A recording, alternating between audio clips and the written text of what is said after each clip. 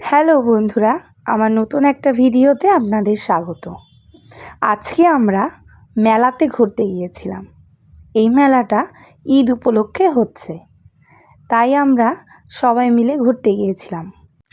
ছোটোবেলায় মেলাতে ঘুরতে যেতাম, বড় হওয়ার পরে আর মেলাতে যাওয়া হয় না, আর যাওয়ার ইচ্ছেও হয় না। অনেক দিন পরে সবাই মিলে ভাবলাম যে একটু মেলায় ঘুরে আসি। সবাই মিলে একসাথে কোথাও গেলে খুবই ভালো লাগে, তাই ভাবলাম যে একটু মেলা থেকে ঘুরে আসি।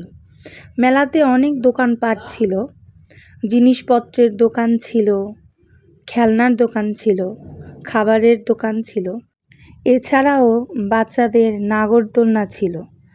যাদের ইচ্ছা তারা নাগরদোলনাতে উঠতে পারে। ঘোরাঘুরির পরে সবাই মিলে আমরা ফুচকা এবং স্ট্রবেরি শেক খেয়েছি। ফুচকা ভালো ছিল, খুব একটা ভালো না, আর স্ট্রবেরি শেকটা ভালো ছিল।